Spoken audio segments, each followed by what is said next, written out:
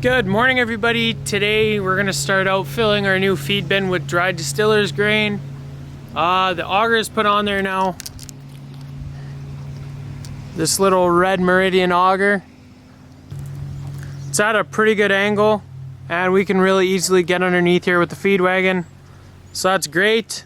It just needs to be hooked up to electricity, so the electrician's got to get out here and hook that thing up. Motor's on there and there's two chains hooked up to the bin just to make sure it doesn't fall down.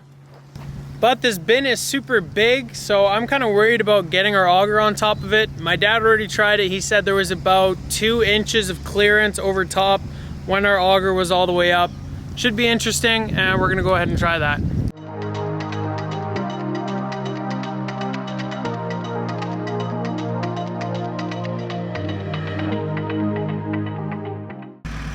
That reaches pretty good.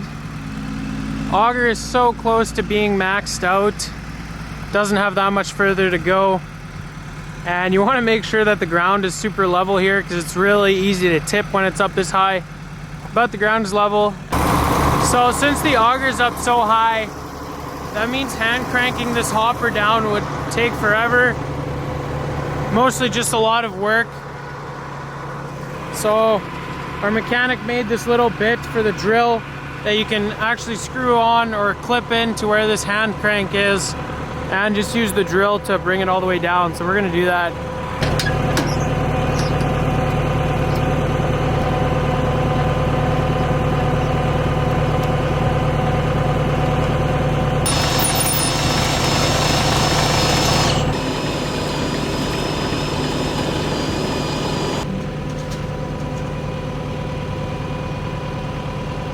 All the hoppers on the ground, ready to grab a truck of DDG.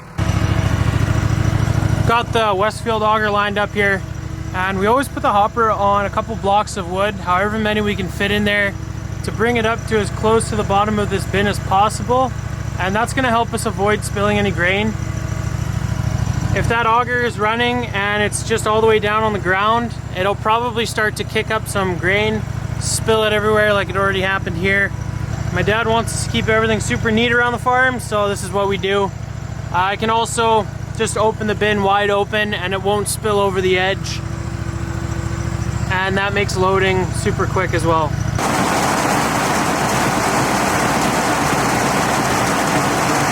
Got the bin open and it's not flowing out.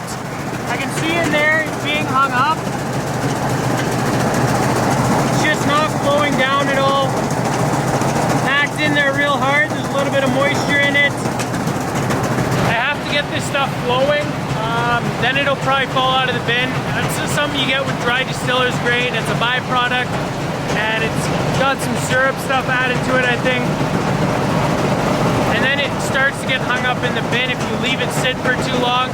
That's why that new bin, it's a custom bin, and it's got a way steeper cone, so hopefully we won't have to deal with this once it's all in that new bin.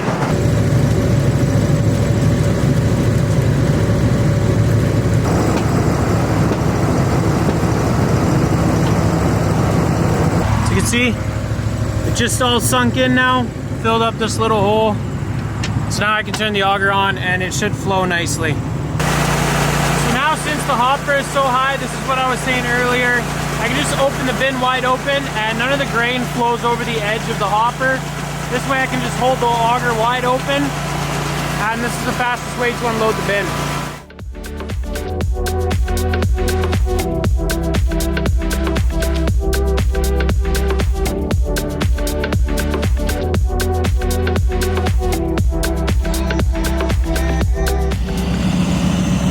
Pretty good load right there. You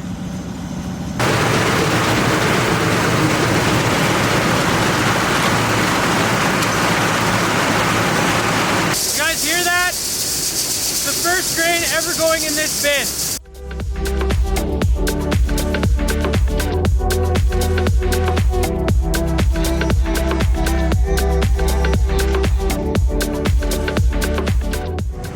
So these are the two bins we were taking dried distiller's grain out of. I got that one empty pretty easily. We've been taking a bit of grain out of there every 2 weeks or so. There's been dried distiller's grain sitting in the bin on the left here for a super long time, never taken out. maybe 3-4 months. And I just climbed on top and I looked down, and there's basically a cylinder halfway up that bin, and it's falling down, and the rest is stuck up against the walls. It's super dangerous, and we're just gonna leave the bin for now. Hopefully it'll cave in on its own. We don't want to be anywhere near that bin when that stuff caves in. You never know what could happen, and we've been hammering that hopper of the bin for like an hour now with a fence post. My arms are shaking. Like, that's a brutal job to hammer out that bin of DDG. We should have taken a load out of there probably a little bit sooner, would have avoided that.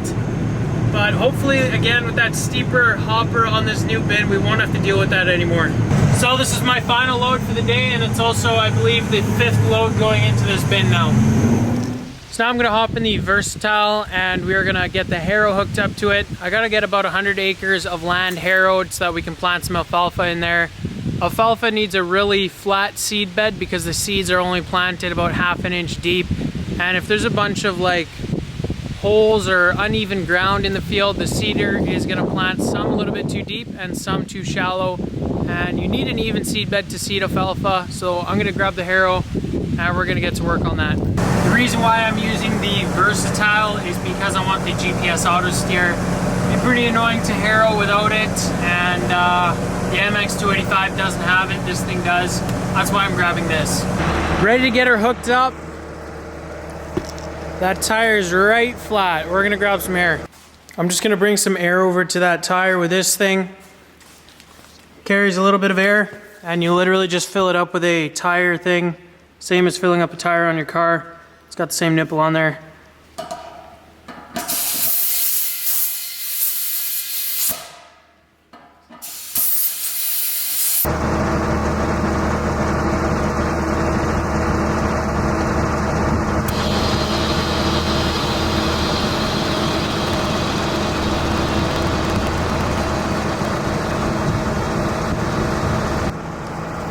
That's perfect.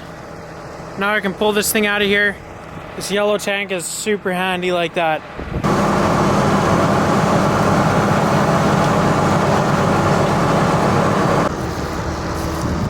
Now I gotta take these safeties off.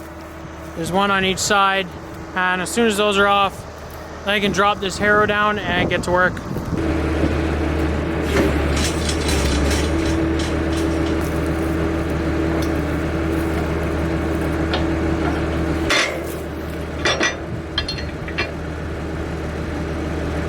Those things are just safeties so that the harrow doesn't drop down or seep at all when you're in transport mode. And you can see those cylinders, they were tight. I had to move them a little bit before I could even let those safeties go. That's why they're there.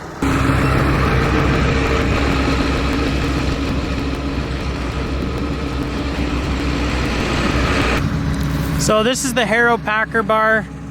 Those back things are the packers, and these are the harrows. Basically, these harrows are dragged along the ground and they just pull it straight. You can see there it's pulled across a little bit and it just levels the ground out. And then the packer wheels add to that. They kind of complement the harrows and they roll it all flat. And then you end up with a really nice smooth field. This thing will smooth out anything that is inconsistent in the field.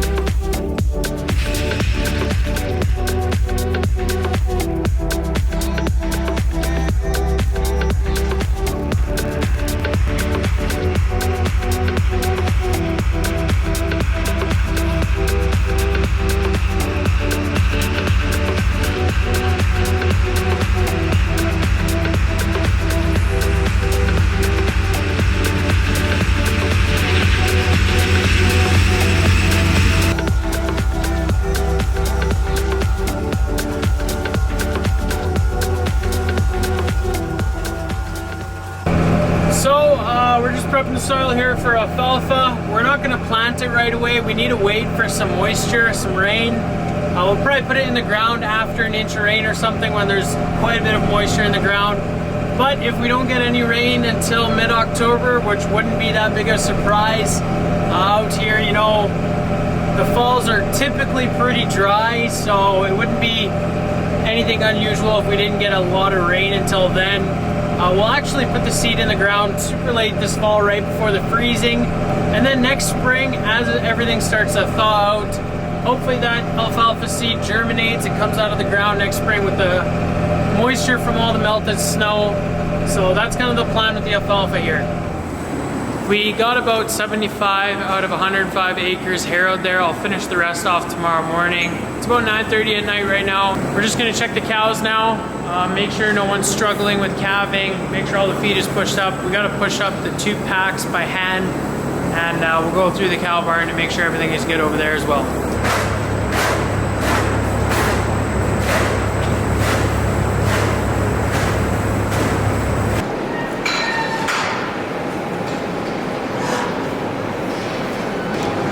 So everything in the main cow barn is good. My dad just walked through here though, like literally 2 minutes before I came through here.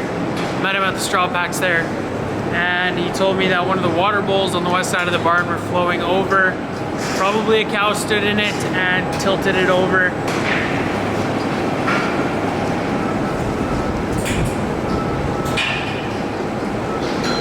I think this happened back in February one time, but it went all night long, and this is why it's so important to check the barns at night before you go to bed.